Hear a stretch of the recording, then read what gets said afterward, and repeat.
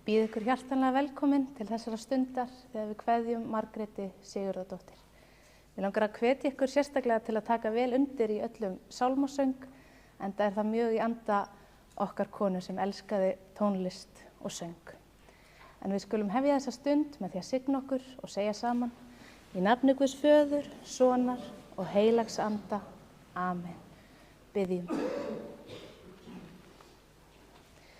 Almáttugi miskunnsami Guð, þú sem ert veikum styrkur, þreyttum endurnæring, sorgbittnum huggun, deyjandi líf. Guð alls þolgæðis og allrar huggunar. Hjálpa okkur að öðlast trú og von á þig og treysta nálægð þinni og kærleika. Fyrir Jesú Krist, Drottinn vor. Amen.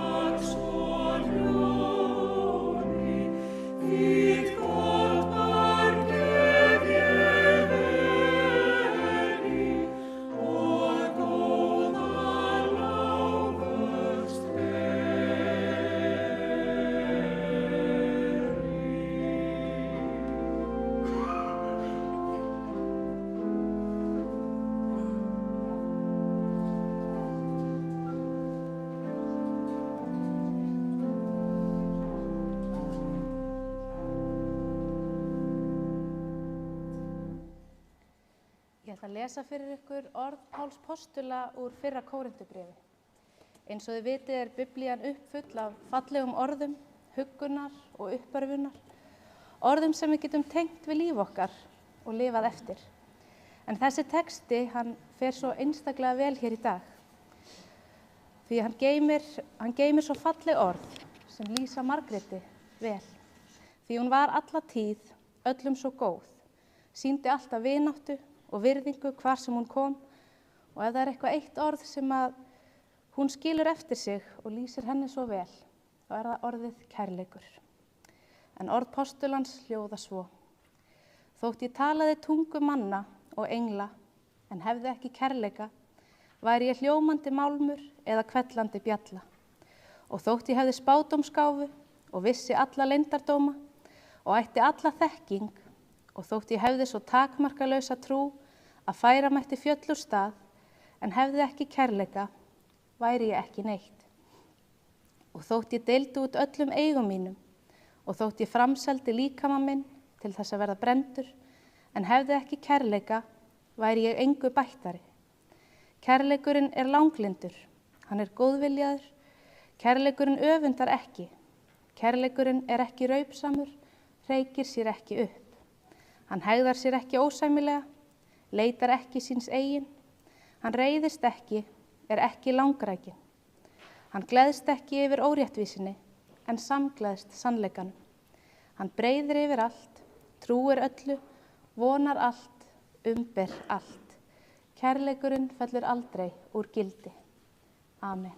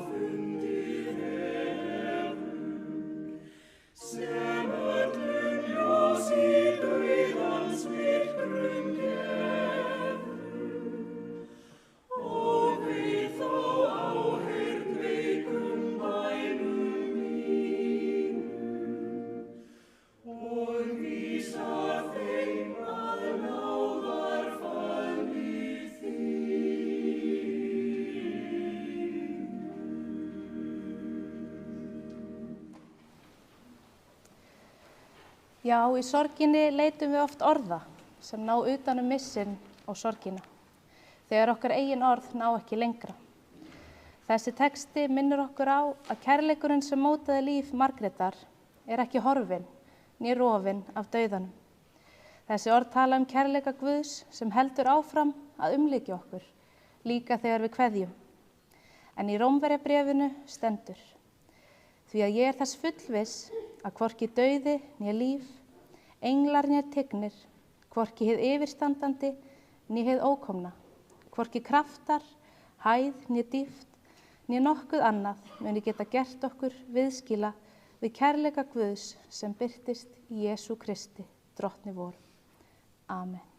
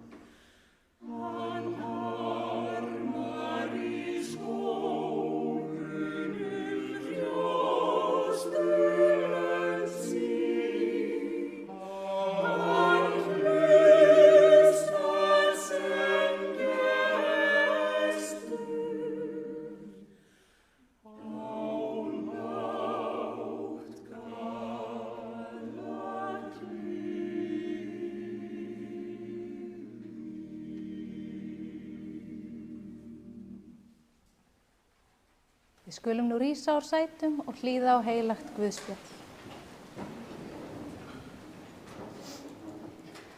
Marta sagði við Jesú: Drottinn, ef þú hefðir verið hér, væri bróðir minn ekki dáinn, en einnig nú veit ég að Guð mun gefa þér hvað sem þú biður hann Jesú segir við hana: Bróðir þinn mun upprísa. Marta segir: Ég veit að hann rís upp í upprisunni á efsta degi. Jesús mælti: Ég upprisan og lífið. Sá sem trúir á mig mun lifa þótt hann degi, og hver sem lifir og trúir á mig mun aldrei að eilífu deyja. Já, þannig hljóðar hið heilaga orð og sæl erum við þegar við heyrum Guðs orð og varðveitum í hjörtum okkar. Amen. Gjörið svo vel.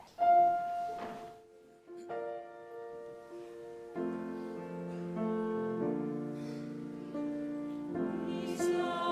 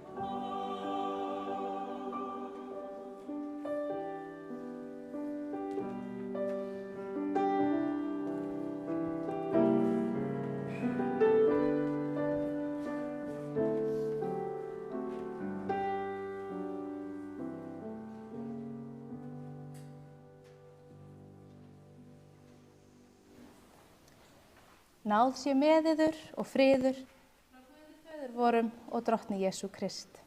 Amen. Já, við komum saman til kveðjustundar og það er svo sárt að kveðja þann sem stendur manni nærri. En það er huggun harmi gegn að geta þó treyst á þann boðskap sem fluttur hefur verið hér í dag, bæði í tali og tónum. Og það eru svo margar bjartar minningarnar sem Margrét gaf með sinni ævigöngu. Þessi einstaka og ljúfa kona sem svo gott var að eiga að og alltaf svo gaman að hitta. Þessi kona sem gaf svo mikið af sjálfri sér og það voru svo margir sem nutu góðs af og þess vegna er sárt að kveðja. Og skarðið sem Margrét skilur eftir sig, það verður aldrei fyllt, en minningarnar munu sannarlega ylja og þær eru dýrmætar í sorginni. En á meðan við syrgjum og söknum er gott að minna okkur á það að við stöndum ekki ein í sorg okkar. Við minnumst kærleika Guðs, þessa merkilega afls sem kærleikurinn er og ánefa það sterkasta í heiminum. Við skulum leyfa þessu afli að lifa innra með okkur og brjótast fram í orðum okkar og verkum. Með kærleika Drottins göngum við saman í gegnum sorgina. Og það er huggun á þessari kveðjustund að fá að heyra boðskap Guðspjallsins. Boðskapinn sem kristnir menn hafa byggt trú sína á allt frá upphafi. Að dauðinn sé ekki endalok, heldur kaflaskil og upphaf hins eilífa lífs. Já, það er gott að mega treysta orðum frelsarans þar sem hann segir, ég er upprissan og lífið. Sá sem trúir á mig mun lifa þótt hann deyi. Og hver sem lifir og trúir á mig mun aldrei að eilífu deyja. Aldrei að eilífu deyja. Þessum orðum, þessum boðskap fylgir engin efi, engin vafi heldur aðeins fullvissa. Fullvissa þess að við taki líf í fullri gnægð, nú þegar Margrét og síðar við öll kveðjum þennan heim. Leyfum okkur að trúa þessum boðskap, þegar við kveðjum Margréti Sigurðardóttur, fædda á Barkastöðum í Fljótshlíð þann 10. júlí 1944. Foreldrar hennar voru Sigurður Tómasson, fæddur 19. desember 1897, látinn 20. apríl 1977 og María Sigurðardóttir, fædd 20. látinn 20. apríl 1977. Systkini Margrétar voru þau Tómas Börkur Sigurðsson, fæddur 27. október, dáinn 25. janúar 2021. Herdís Sigurðardóttir, fædd 9. febrúar 1938, dáinn 10. febrúar 1938. Daði Sigurðsson, fæddur 7. maí 1939, Margrét Sigurðardóttir, fædd 5. júní 1942, dáinn 7. júlí 1942. Inga Sigrún Sigurðardóttir Sandberg, fædd 19. október 1946 og Helga Sigurðardóttir, fædd 1. apríl 1951. Blessuð sé minning þeirra sem þegar hafa kvatt þennan heim. Á Barkastöðum var mikið líf og ekki óvanalegt að gesti bæri þar að garði. Eflaust byrjaði Margrét strax þar á bernskuárunum að rækta með sér þann einstaka hæfileika sinn að taka vel á móti gestum og gangandi. Þegar Margrét var ung dáðist hún svo af Grétu frænku því hún var með svo fallegar og miklar neglur. Hún sárbaði að fá naglalakk líka en svarið var alltaf þú mátt bara fá á einn putta en þegar þú verður 16 ára þá máttu fá alla. Og það var svo að á 16 ára afmælisdaginn þá fékk hún loksins naglalakk á alla putta og hafði rautt naglalakk á höndunum nánast upp á hver dag alla tíð síðan. Sína barnaskólagöngu gekk Margrét í Fljótshlíðarskóla. Þá tók við miðskólanám í Skógarskóla og þaðan útskrifaðist hún 1961. Þá lá leið hennar í Húsmæðraskólann á Staðarfelli árið 1963. Margrét vann víða á sinni ævi og var alla tíð þekkt fyrir það að vera hörkudugleg hvar sem hún kom að. Hún sinnti sumarvinnu hjá Skógrækt ríkisins, vann í Sláturhúsi SS, starfaði hjá Ölgerðinni og sinnti sumarstörfum við Hótel Bjarkalund. Eftir það hóf hún störf hjá Landsbankanum í Reykjavík. Fyrst starfaði hún í aðalútibúinu við Austurstræti en fékk síðar vinnu við útibúið í Breiðholti þegar það opnaði. Og það einmitt gaman að segja frá því að þegar Margrét fór í atvinnuviðtalið hjá Landsbankanum í Austurstræti var hún ráðin á staðnum og byrjaði strax og vildi hún nú meina að það mætti rekja til þess hversu fallega rithönd hún hefði. En þegar Landsbankinn opnaði útibúið sitt hér í Mjóddinni fluttist Margrét starfsstöð og starfaði þar til starfsloka og vann sig í raun upp af gólfinu og yfir í aðstoðar útibússtjóra. Í október 1966 giftist Margrét Einari Einarsinni, fæddum 2. september 1930, látnum 29. júlí 2010. Blessuð sé minning hans. Þau bjuggu sín fyrstu hjúskaparár í Mávahlíð 8, en þaðan fluttu þau í Eyjabakka 2 og síðar í Stuðlasel 31. En bæði í Eyjabakka og Stuðlaselinu tóku þau til hendinni og tóku virkan þátt í framkvæmdum, enda bæði harðdugleg. Í Stuðlaselinu bjó Margrét þeim Einari einstaklega fallegt heimili og var garðurinn ekki síðri. Hún hafði alla tíð svo einstakt lag á því að sinna garðinum og það gerði hún alltaf af svo mikilli natni. Og var það í raun garðurinn sem réð úrslitum þegar kom að flutningum úr Stuðlaselinu. En hún sagði alltaf sjálf að þegar hún gæti ekki lengur hugsað garðinn, þá fyrst væri tími til að flytja. Og Margrét sá garðinn alveg fram að 80 ára afmælinu sínu. En hún fluttist úr Stuðlaselinu í Árskóga árið 2024. Og þó að Margrét og Einar hafi ekki eignast börn í sínu hjónabandi, var í gegnum árin engin skortur á fjölda barna á heimili þeirra. Og eins og Margrét sagði sjálf við eina af hjúkrunarkonunum á Landspítalanum þegar hún var spurð hvort hún ætti börn, þá var svarið: nei, ég hef ekki fætt börn, en ég á í mjög mörgum börnum. Og það reyndist þeim börnum, frænkum og frændum, systkinabörnum Margrétar, einstaklega dýrmætt að eiga þessa konu að. Þau skiptust mörg hver á að búa hjá þeim hjónum þegar þau fluttust til Reykjavíkur í nám eða til vinnu. Og það heimilislíf sem Margrét og Einar bjuggu þessum fjölda barna, það var alveg einstakt. Þau tóku þeim öllum sem sínum eigin, studdu í hverju svo sem fyrir hendur var tekið og í raun ólu upp og kendu þeim til verka innan heimilisins. Það var til að mynda haft fyrir reglu að allir sem bjuggu á heimilinu bæru hver ábyrgð á sínum degi þegar kom að matseld.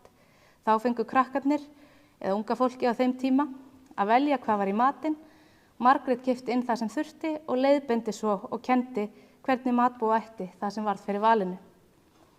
Og hjónabandi þeirra Margrétar og Einars, það var ótrúlega fallegt. Þau voru vissulega mjög ólíkir karakterar, en þau voru alla tíð svo samrýnd. Þau voru skemmtileg og ævintýragjörn og lifðu lífinu svo sannarlega til fulls með öllum sínum ferðalögum. Margrét hafði alla tíð svo einstakt lag á börnum og náði vel til þeirra. Það var því ekki að ástæðulausu að börnin voru alltaf spennt fyrir því að fá að fara í pössun til Margrétar. Þegar þorrablótin voru haldin fyrir austan, voru systkinabörnin send í bæinn og það voru dásamlegar ferðir. Margrét kynnti börnin þá fyrir kjúkling og pítsu og var með mikið og metnaðarfullt skipulag á þessum heimsóknum. Þetta voru sannarlega menningarferðir fyrir börnin. Það var að fara í leikhús eða bíó, á Þjóðminjasafnið eða Árbæjarsafnið og þegar fyrsti Gormastrætóin kom, þá var farin sérstök ferð með honum til að prófa þetta nýja og spennandi farartæki. Og það var ekki að spyrja því, en hvar sem Margrét kom, þar átti hún auðvelt með að eignast vinkonur. Og hún hélt alla tíð svo vel utan þessa fjölmörgu vinkvennahópa. Margrét var alveg einstök þegar kom að veisluhaldi. Hún var alla tíð mjög veisluglöð og hafði bæði gaman af því að fara í veislur en líka að bjóða til þeirra. Þau voru svo sannarlega mikilfengleg jólaboðin í Stuðlaselinu. Þar var spilað og sungið og það var alltaf svo gaman þegar stórfjölskyldan kom saman. Og veitingarnar voru ekki að verri endanum og hvað þá af minni endanum.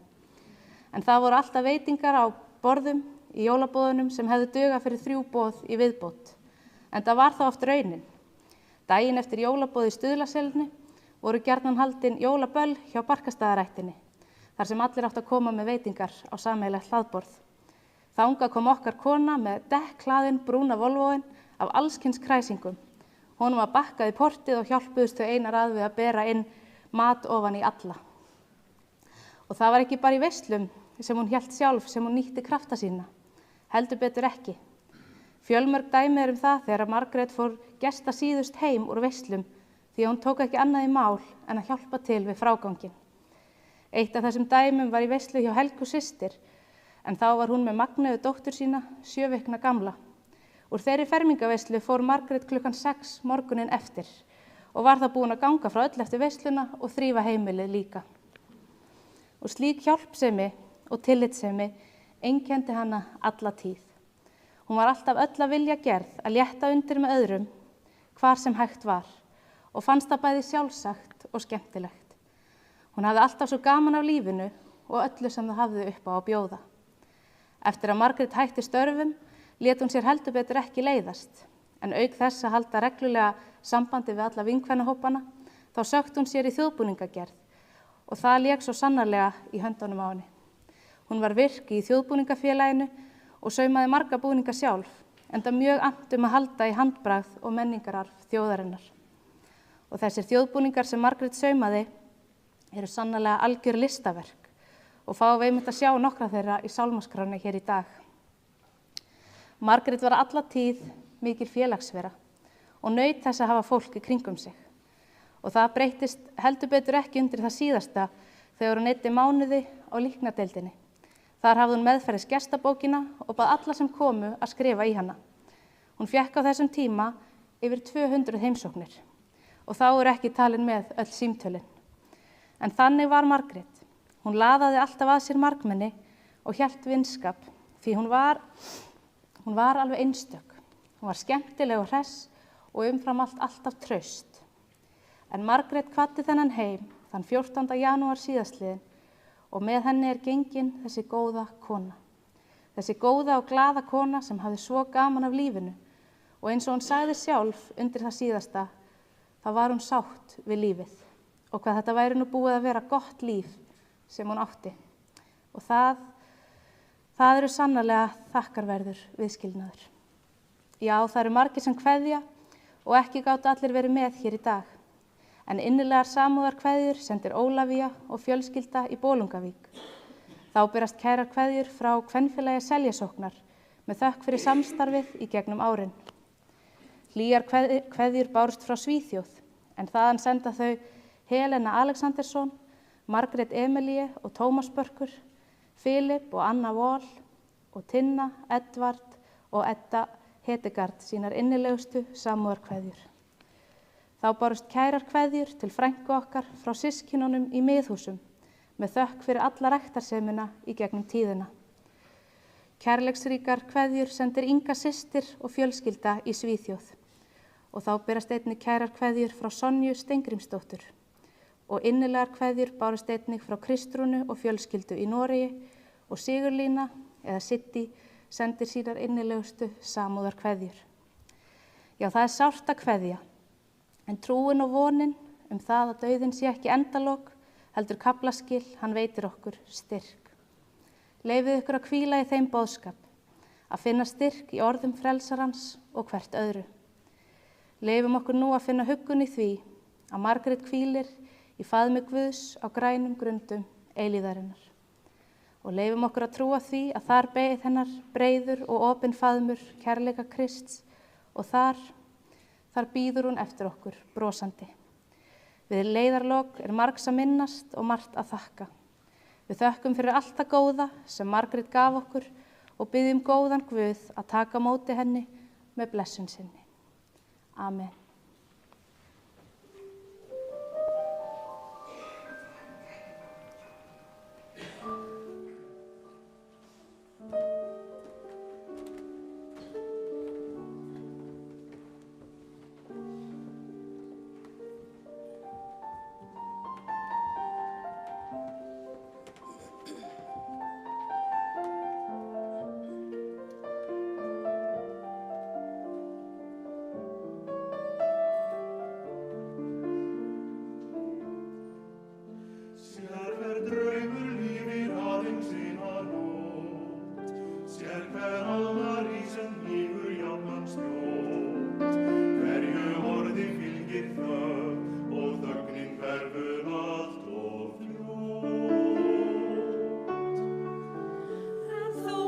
Augnablikið aldrei fyllist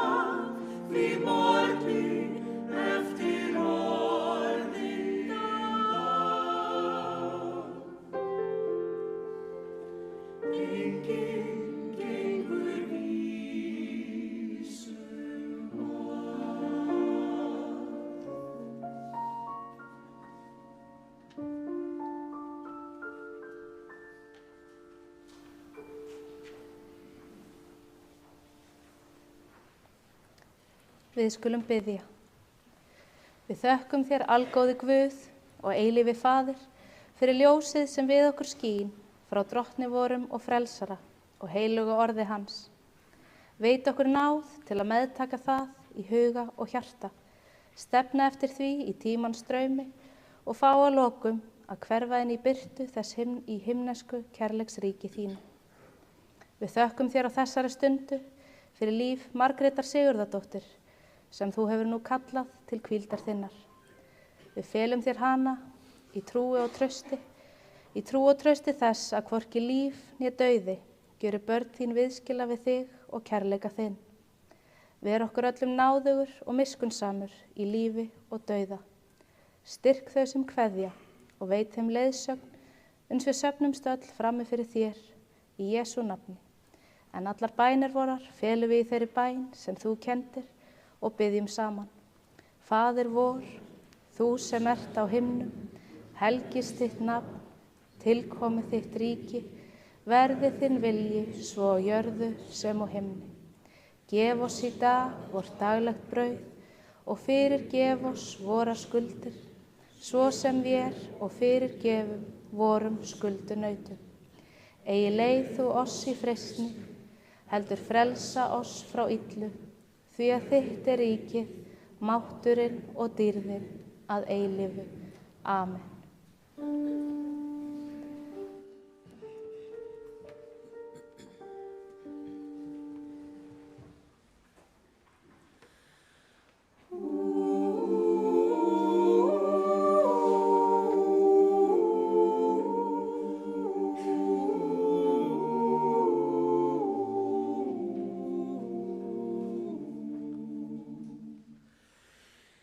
Ég byrja reis mig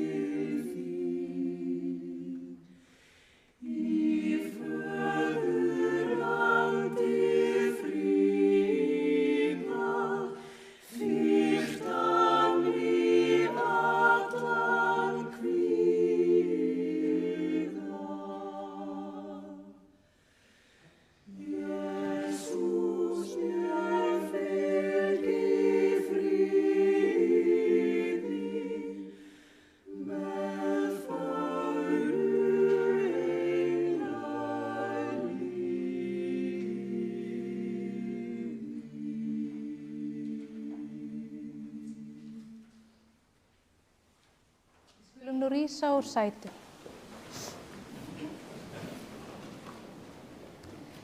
Lofaður sé Guð og Faðir, Drottinn vors Jesú Krist, sem eftir mikilli miskunn sinni hefur endurfætt okkur til lifandi vonar fyrir upprisu Jesú Krist frá dauðum.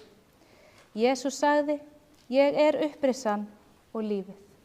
Sá sem trúir á mig mun lifa þótt hann deyi.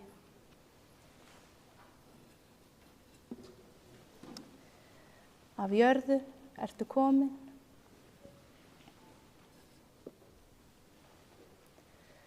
að jörðu skaltu aftur verða.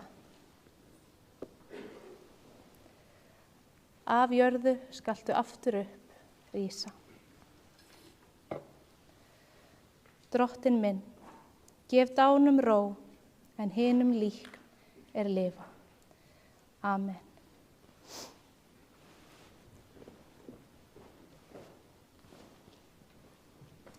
Drottinn blessi þig og varðveiti þig. Drottinn láti sína ásjónu lýsa yfir þig og sé þér náðugur. Drottinn upplyfti sínu augliti yfir þig og gefi þér sinn frið. Í nafni Guðs Föður, Sonar og heilags anda. Amen. Ég vil ítreka það sem stendur aftan á sálmaskránni, en að þessari athöfn lokinni er okkur boðið að þiggja kaffiveitingar hér í safnaðarsal kirkjunnar, en jarðsett verður í Gufuneskirkjugarði 3:30. En Guði séu þakkir sem gefur á sigurinn fyrir Jesú Krist. Amen.